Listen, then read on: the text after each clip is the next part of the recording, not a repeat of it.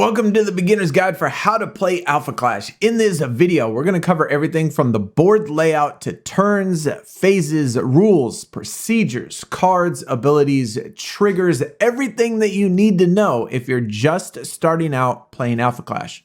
Now, if you're looking for videos on how to make a 50-card deck, how to play on Tabletop Simulator, how to read the cards, check the playlist guides on the channel and hopefully we can get them out to you as soon as possible. So hopefully by the end of this video, you'll have a pretty strong understanding of all the rules and what you can do and can't do during a game of Alpha Clash. And we're going to be throwing in a ton of examples along the way. One thing to keep in mind before we get started is as of making this video, set 1 has only been released. We do have a lot of information on set 2, but this video is going to be geared more towards the set 1 and set 2. So as 3, 4, and 5 come out, now while the rules and procedures probably won't change, just keep that in mind just in case something does. But let's look at the play zones first. We got a contender zone. Everybody needs a contender. Clash zone. That is where we're going to place our Clash cards. We got Clash ground. Accessory zone, that is where we have traps and where we're going to have weapons. Set 2, we also have relics, so that is going to be placed there. This is where our 50-card deck goes in deck. Resource zone, that is where we place all of our resources. And then oblivion, that is discarded, oblivion, anything that gets defeated. All of that is going to go to oblivion. Now, for the purpose of this video, we are going to make another zone, and it's going to be right up around right here. This rectangular, I'm going to take off the rectangle, but keep in mind this white rectangular area is going to be what we call the standby zone.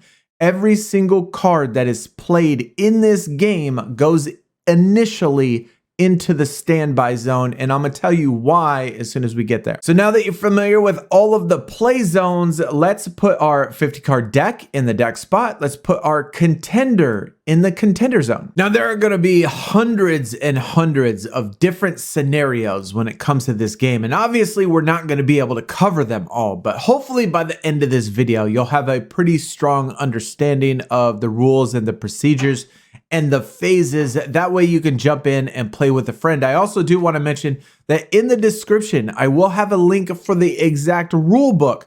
So I certainly recommend for you to go on there, find the link, open up the rule book, get accustomed to the rules, the text, the wording, and even the card text and everything like that. So let's jump in. Let's start our game. We have our contender in the contender spot. We have our 50-card deck in the deck spot. First thing we're going to do is reveal the contender to each other. Next thing, we're going to determine who goes first. Now this can be done either by a dice. You could do paper, rock, scissors. It really doesn't matter how you do it. But one thing to do know is that if you're playing in some sort of tournament, maybe best of 3, the winner of the previous game is going to get to choose. But other than that, however randomly you want to decide is up to you. Next thing we're going to do, well, we got to shuffle our 50-card deck. We got to draw our 8 cards. Now, if you're playing in person, one thing they might ask you, at least your opponent might ask you to do, is to cut the deck. Kind of normal. Sometimes it happens, sometimes it doesn't. But if they do ask you, just cut the deck, put it back, and then draw your 8 cards. Now we have an opportunity to take what we call a mulligan. And that just means is that you are going to take any number of cards. It could be 1, it could be 8, it could be 0. It is completely up to you. However many cards you want to take,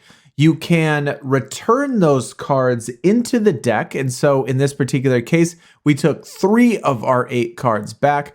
Then we take our cards, we put them back into our deck. It's very important that you put the cards into the deck first, reshuffle those, and then draw that many back. Now you can only do this one single time, and that's before the game starts. So if you do want the opportunity to do it, both you and your opponent can do it if you want to, but don't have to. Now we are gonna set our contender's health for set 1 anyway. All contenders were at 30 health. Set 2, on the other hand, is gonna contain 20, 25, and 30. We have a neat little counter here on the Tabletop Simulator, but if you want to keep it by a dice, a piece of paper, however you want to do it, but whatever your contender's starting health at, be sure you record it. So now we're gonna start our turns and phases, more specifically, the very first turn of the game. Now, after the first turn, every turn is played exactly the same, in the same order, same procedures, same rules type of thing. The very first turn of the game, though, is gonna be a little bit different. There are things that you cannot do the first turn. And the first one of those, which is the first part of the expansion phase, is ready all cards. And once we get to a point where I can show you what ready all cards means, well, we're just not going to do it because we don't have any cards on the board. It's the very first turn of the game. There are no cards, so you skip the ready step. You're also going to skip the second step of the expansion phase, which is draw a card. So the very first player of the very first turn of the game, you do not draw a card. Last step of the expansion phase is the resource step. That is where you decide which of the 8 cards out of here, which are the 8 cards that you want to play as a resource. We are going to play this in our resource zone, and we're going to play this upside down. This is basically our monetary system for paying for things. How we pay for clash cards, how we pay for action cards, for traps, for basic cards, for basically everything in the game is going to be paid for by a resource. And how you have to look at these resource cards is that whatever the card is, it's no longer that card. All it is a currency in the color of whatever the card is. So in this particular case, it is a green resource, one single green resource because it's one card. So now we move on to our primary phase, which most of the game is going to be played during the primary phase. This is where we lay down clash cards, we lay down traps, we lay down weapons, we attack, we do all sorts of things. And you have the opportunity to do pretty much any of those in any single order you want to, except for the very first turn. And the exception to that very first turn is that, well, you can't attack anybody. Well, because the second player hasn't had the opportunity to even lay cards down. So the first person cannot attack first turn. So then what can we do the first turn? Well, we could do anything we want that requires one single resource, which means play a clash ground. We could play a clash card. We can do whatever we want to do as long as it costs one single resource. One thing to note, though, is that in this particular deck, this is a green resource. So I only have one green, not one blue, just one green. So if I wanted to lay Garfield Park Lagoon as my clash ground, I could not because this requires a blue resource, which right above the total resources, there is a little tiny diamond. However many diamonds are there, that is the color specific resource that is required to play it. So even though it's only one total, that one total is a blue resource. So that is the only thing we could play. But we can play an Amazon rainforest, which is a green resource. Now, in order to play this, it is going to cost 1. We are going to engage our resource, and we are going to play our clash ground in the standby zone. Now, this standby zone is going to give the opponent the opportunity to counter. Pretty much every single card in the game can be countered by something. And so every time you play a card, every time you play a clash ground, a trap, a weapon, a clash card, anytime you're attacking, anything in the game can be pretty much countered. And so you got to give the opponent an opportunity to do this. So that is what the standby zone is for. Now, in the very beginning, you're not going to see it a whole lot. And so we will get into examples here in just a second, but I want you to keep in mind where this zone is. And it is for the opponent to have the opportunity to respond to my card. He's not going to be able to. So the very first turn. And so we're just going to put our clash ground in our clash ground. Now, one thing I certainly recommend for you to get used to all of the time is reading the text of the card. It's going to be very, very important for you to understand when things trigger. And for this first example, we're going to try to cover every single trigger example in today's video. But in this particular case, this is a trigger enter. It is entering the game from my hand. And so because the Amazon rainforest entered the game, we may draw one card. And so because he's entering there, and there is chances for the opponent to negate these effects. And again, we're going to get there as soon as we talk about the standby a little bit more specifically. But it does have trigger enter, and so we may now draw an extra card when it entered. So we pretty much finished everything that we could probably do during our very first primary phase. Now, during this phase, like I said, you have the opportunity to do any of this stuff in any order, and we'll get to all of these other things when we get later on with more turns in the game. But we could have laid down a clash card. We don't really have one, so we didn't lay down one. We laid down a clash ground, though. We could lay down traps if we had one in our accessory zone. We could play action cards as well. We could initiate a clash. Being that this is our very first turn, though, you cannot initiate clash. But either way, that is all of the different things that you could do during your primary phase. And once you get done with that, once you've finished everything that you could possibly do, then you proceed to the end of turn phase, which you're pretty much giving up everything that you can do. You just say, you know, I've ended my turn, and it proceeds to the opponent. So now it's the opponent's first turn. And again, I want to emphasize how important it is for you to understand and read the text to be able to know when you can do things. Clarity, Ageless Defender. We're going to go over a ton of examples, and I can't hit them all. I wish I could, but hopefully you understand at least quite a few of them, so you know when you read stuff, you'll be able to notice these things. But Clarity, Ageless Defender for our contender. At the beginning of your draw step, you may look at the top two of your cards, then put any number of them on the bottom of the deck, and then the rest on the top in any order. So this is our very first turn of the game. So we're gonna do our ready step, which is the first turn of the expansion, or the first step of the expansion phase. We have no cards, nothing to ready.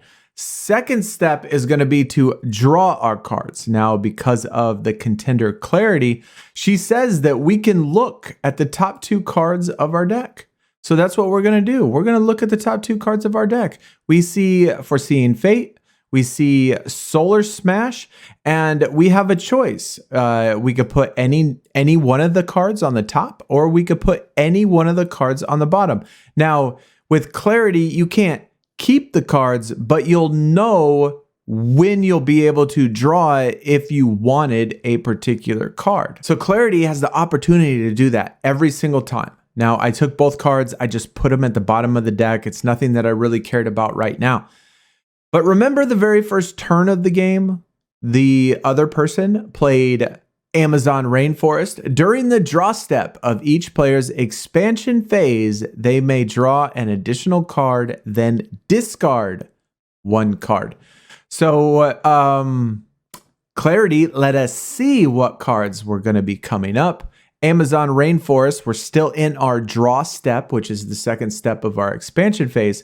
We could now pick two cards, or draw two cards from this, and we're going to draw this one, and we're going to draw this one, and then we're going to discard one of the cards. Now, thing about discard, oblivion, defeated, etc., they go into this pile facing up. Your opponent or you can look through it at any time and find out what's in there. It's not a secret, and so if anybody wants to see what has been played, what has been defeated, what is in there, anybody can look at any single time.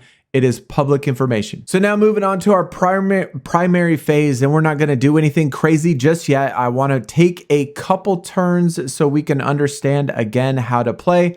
I used this redirecting damage for Torque, which is a red resource. Now, the reason why that's important is because if I wanted to play Haven, the Resourceful Helper, to get that draw one card, I would have to pay a white resource. And in this particular case, I don't necessarily want to use either one of these. I guess I could use Clarity's 1911, but either way, just for this example, just so you could see, we are going to play a red resource and we're going to play a red clash card to pay for it. And just like we did with the clash ground, the clash card is going to go over here to standby because it gives the opportunity for the opponent to respond. And the first couple turns anyway, we're not going to respond with anything. I just, again, want you to get used to where standby zone is. Starting our second turn now, expansion phase. We need to ready all cards. Ready cards means they are in vertical alignment. So the clash cards that are engaged, which are sideways, or vertical is ready. And so same with resources, we are going to ready them up, which means turn them vertically, in this particular case, upside down. Now we're on our draw step. Remember Amazon Rainforest, during the draw step of a player's expansion phase, you can draw an additional card and then discard one card. So we're going to draw 2 cards right here, and then we need to discard a card. Step 3, expansion phase, resource step. So we need to place a resource. We already have a green resource. If you play these 2 colored decks, it is certainly important that you have multiple colors in your resources, because you need a blue resource for blue things. You need a green resource for green things. So this time we played a blue resource, primary phase this time, and we have 2 resources. We have 1 green, we have 1 blue, we have 2 total resources. In this particular case, we don't have a whole lot of clash cards we could play, but other things that we could play as well. We could lay down traps,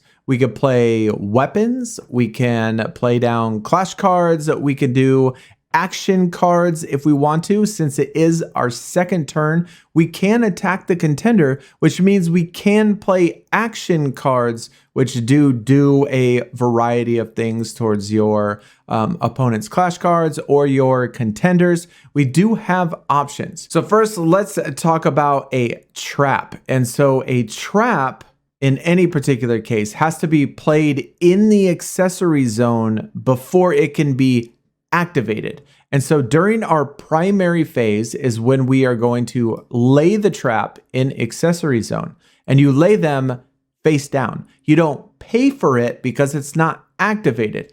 Only once you activate it do you actually pay those 2 blue resources, which means that sometimes it's very beneficial to have extra resources not engaged so you could be sure to pay for things. Also, another thing to mention is that this trap does not go up here just yet because it is not activated. It is not being played. It's just sitting on the board waiting to be sprung into action. But at least for our play goes, you know, what we want to do, we are going to tap 1 green resource because we don't have a whole lot in this particular deck. We need to get clash cards right now. And so we're going to play a green magnate. Now, we wouldn't have been able to use the blue resource to pay for it because why? Well, it cost a green. So we're going to put this up in standby. And again, the reason why it's placed into standby is because it gives the opponent an opportunity to counter whatever is done. And I don't want to get into just the countering just yet. Again, I just want to get the flow of the steps in order of what we are doing first. So we placed it in the standby zone. The opponent's not going to do anything. We are going to put it in our clash zone. So with Magnate the Awakened on our 30 health ability, Alpha Clash cards you control get +0 attack, +1 defense. So because this Magnate is now a 1/2, we are going to attack. Now, this is still our primary phase, which means we have the opportunity to still do lots of things, but we want to clash. We want to attack. And since we are declaring an attack, we're going to go into the clash phase. And we can't do really anything else until we have completed the list of clash phase in order. And so the first thing that we need to do is declare our attack. And because my Magnate is now a 1/2 because of my contender, and we are going to attack. Now, who can I attack? Almost all cards cannot attack ready cards. Only cards that have close combat in the tag. So if you see a card that has close combat, that means that you can attack these ready cards. But if it does not have close combat, then you can either A, only attack the contender, or attack other cards that are engaged. So if there is another card that is like that and engaged, you can attack that card. But if it is not engaged, then you cannot attack it. So we're going to attack the contender. We're going to put it in the standby zone. Now, a lot of Clash cards are going to have tags and triggers and abilities. And specifically, you're going to want to pay attention to these sort of things because it's going to tell you when these abilities activate, when these abilities trigger. Now, what we just did was attack. Now, if you see any card, any sort of Clash card that has trigger attack in it, whatever happens after that trigger attack, that is what step we have just done right there. So once the effect of that trigger attack has resolved, whatever it is that it told us to do or whatever, whatever it said or read, then after that resolved, then we move on to the next step of the Clash phase. Now this next step of the Clash phase is going to be the counter step, which is the opponent or the defender. Does he have any cards or do we have any cards that have counter attack into the description or into the trigger? And those you can find in quick action cards. You can find them in traps. And so there are a variety of things that you can use in order to counter attack this particular magnate. Now for us, and in this particular card deck that we have, or this particular hand, we do not have any. Unfortunately, we don't have any traps. We don't have any action cards, but there are plenty, as you see. Just look for the counter attack trigger. Now, because I don't have any traps or action cards, we're going to move on to the third step of the Clash, which is the obstruct. And that means that, do I want to block with one of my Clash cards, or do I just want clarity to take whatever damage that it has? And so a couple different options. I mean, one thing to think about is that this particular magnate, because he had that +1 on defense from his contender, if I was to block with my flare, then I would... she would die, but I wouldn't do anything to magnate. He wouldn't die. The only thing that would really help is if I saved clarity. So these are the types of things you have to think about. And just for this sake of, the steps and stuff, we are going to obstruct. And since we are going to obstruct, we're going to also put this in the standby zone. I'm going to use flare. I am going to obstruct magnate, which means magnate is no longer attacking the contender, it's attacking flare. Now, the next step of the Clash phase is going to be the attacker buff. Whoever's attacking is going to declare their buff first, their Clash buff. And you'll see that as an action card in the bottom left side. It'll say Clash buff, or bottom right, it'll say action card. And these are always good to have in your deck for sure. This particular case, power overflowing, it gives me +2/+2. Obviously, I'm way stronger than the flare right there. I do have a 1/2. I have 2 defense right now. And so it's going to always be up to the attacker first, whether or not they want to buff. And this is, part of the mind games, right? Since the attacker has to declare first, that's really going to, kind of be dependent on what the defender does. The defender is going to choose based on what the attacker does. So you kind of have to put yourself out there first. And so for this particular case, this is the beginning of the game, of course. I'm not going to want to use a power overflowing, Clash buff or whatever. So I declare no Clash buff. So now it's the defender's turn. Do I want a Clash buff? I actually have 2. I have a morale boost and I have another morale boost. And being for the sake of the video, you know what? We're going to do it. One thing about this Clash buff, though, of course, you may only play this Clash buff if your contender is a white rogue. That is what clarity is. So we are going to buff our flare and turn her into a now 3/3. And we get to draw a card. Now, important thing to note with these are that you can only play one single Clash buff. And so at a time, I mean. And so I wouldn't be able to pile on the morale boost, like one on top of another on top of another. I can only play one. And so now we move on to the last step, which is the damage step. And Magnate, the Cunning Planner, is a 1/2. Flare was a 1/1, but we had the morale boost, which turned it into a 3/3. And all damage is done simultaneously, okay? Unless somebody has super speed. Now, the super speed tag, which is on the blue, and I guess you could add super speed to some of the white. The super speed is a different case in which the damage amount of a person with supersede supersedes the damage of the other person. And so their damage would count first, and if it killed them, then you wouldn't even take any damage. But other than that, all damage is done simultaneously. And so they take 3 at the exact same time that I take 1.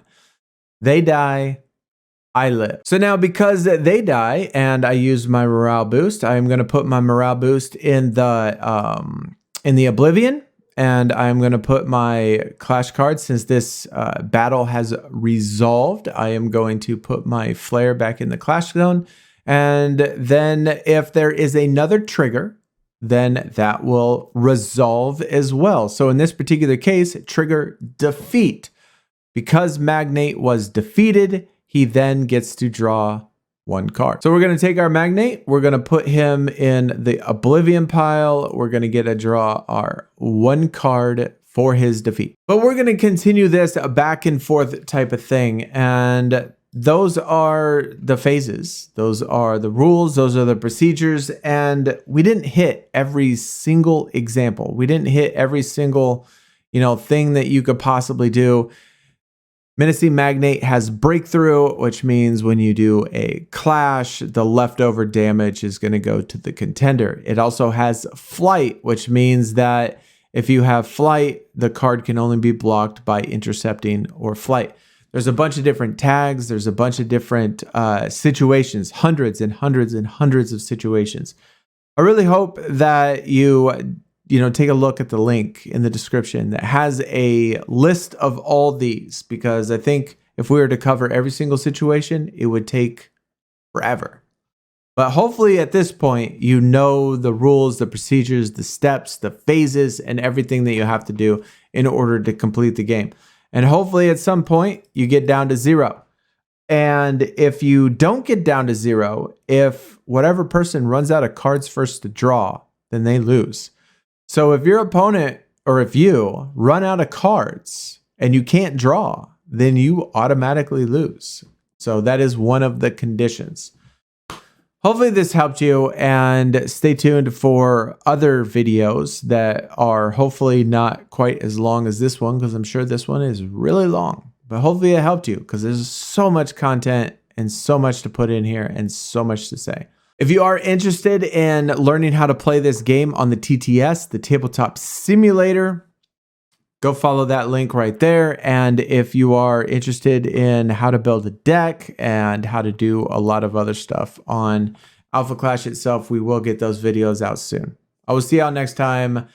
Keep clashing, guys. We're out.